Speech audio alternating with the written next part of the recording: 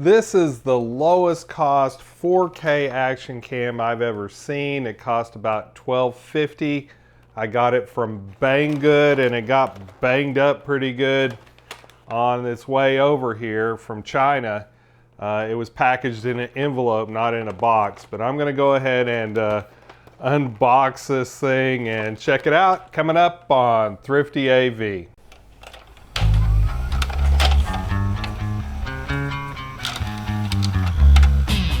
All right, let's get into this thing. It's already kind of half open here.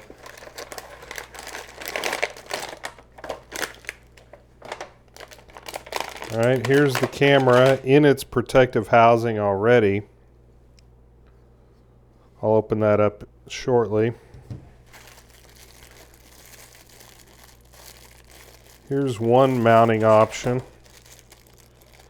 Here's another mounting option. More mounting stuff. Some straps. And a micro USB cable. And here is the instruction booklet. This thing really doesn't have a brand. It's just 4K Sports Ultra HD DV J30M.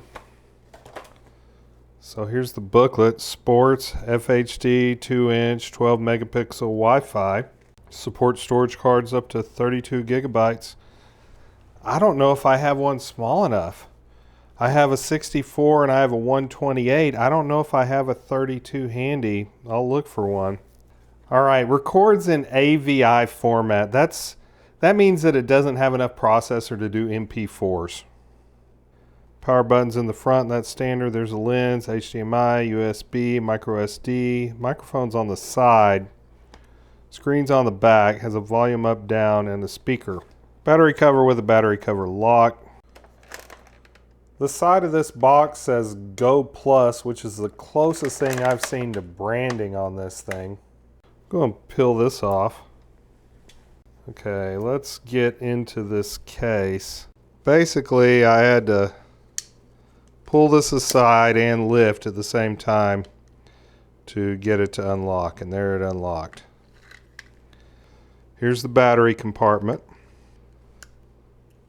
The battery latch is less convenient than on my other action cam.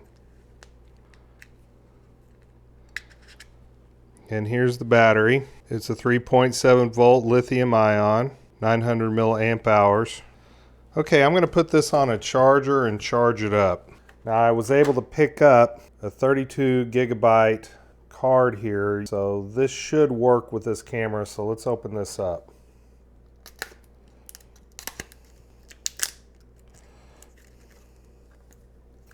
Alright, I'm back in the menu. I'm setting this to 4K and record audio. I want to hit that, turn that on. White balance should be auto. Okay. Now I'll hit that up. Wi-Fi should be turned on. I'm going to try to connect to this with either a phone or a tablet.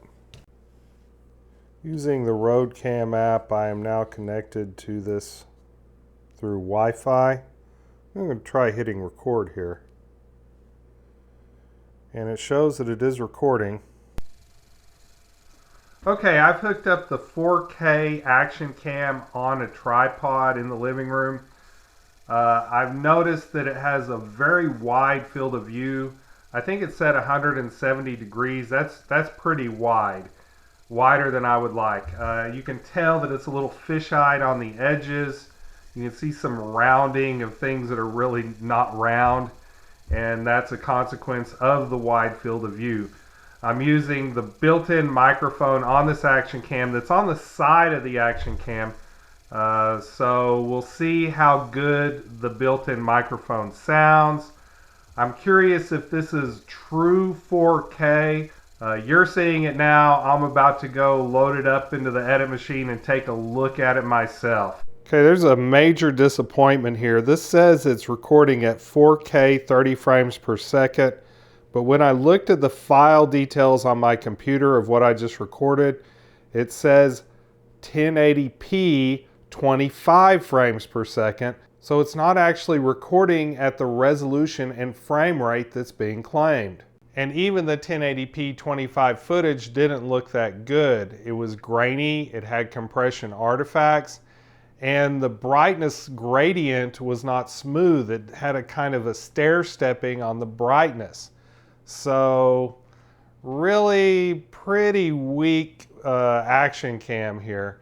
Now I'm going to go ahead and hook this up next to my Campark V30 and do a side-by-side on these just so you can see the difference between a $12.49 action cam and something that's a few steps up from it. These two action cams may look similar, but they have some significant differences. This one claims to be 4K, but that's not what the file said that I pulled off of it. This is truly 4K Ultra HD. This only records as AVI files. This can do multiple file formats, including MP4. This one says it has electronic image stabilization. I've not tried it out yet. This has both gyroscope and electronic image stabilization. As far as the back of the cameras go, both these have about the same size LCD, but the color on this is much more accurate.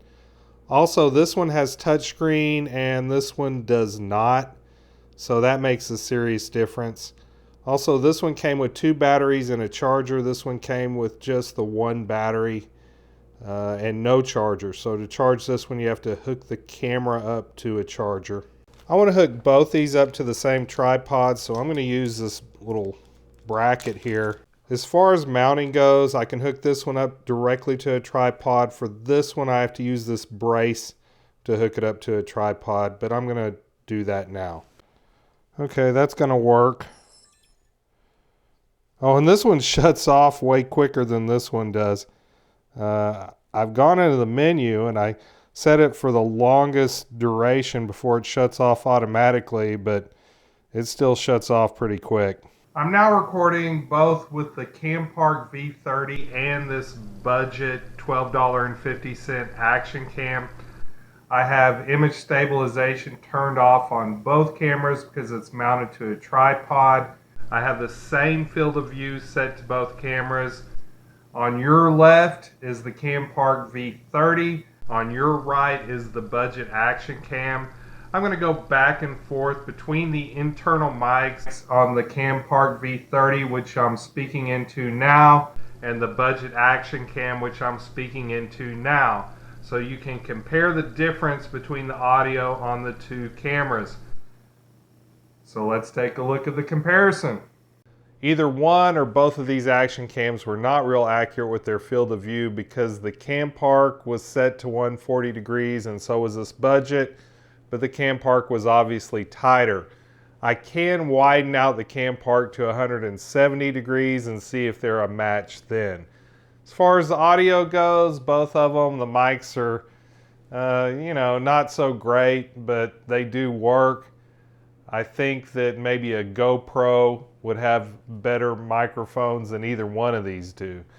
So now what I want to do is I got them hooked up to this selfie stick. I'm going to turn on the image stabilization.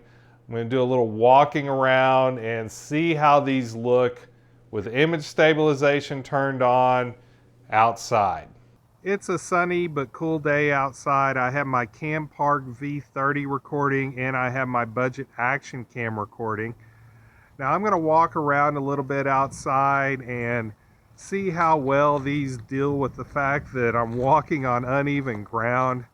I have what's called anti-shake turned on the budget action cam. It's a form of electronic image stabilization. I also have motion detection turned on. On the Campark V30, I have the gyroscope turned on and I have electronic image stabilization turned on. So I'm going to compare and see how stable the budget action cam is compared to the Campark V30 and do an A/B comparison, load this footage up into my computer and take a look and check image stabilization, check the microphone, see how they're doing, see how it deals with the direct light and the shadows. See how it looks when I'm backlit, because that's pretty important too. And take it from there. There's a mismatch between what type of storage is printed on the literature and what type of storage is printed on the box. I have the 64 gigabyte U3 micro SD XC1. I'm going to try this out and see if I can get 4K 60 out of it. This larger, faster card worked, but I was only able to get 1080p 25 on the video, so it seems like the 4K claim is fraudulent. This thing does not shoot in 4K. Folks, if you find a 4K action cam at a price that seems too good to be true, then it probably is. That being said, the 1080p footage on this action cam was not horrible, and the Wi-Fi feature on it did work, so you can control it from your cell phone. You might think $12.49 is as cheap as you could find an action cam, but you would be wrong. I found this one for $9.11 free shipping on eBay, so I'll be testing this one out in an upcoming video. Until then, thank you for watching. Don't forget to like and subscribe. Thank you to my patrons for supporting this channel. For a $1 pledge or more, you can get exclusive content on my Patreon page. And remember, stay thrifty, everyone.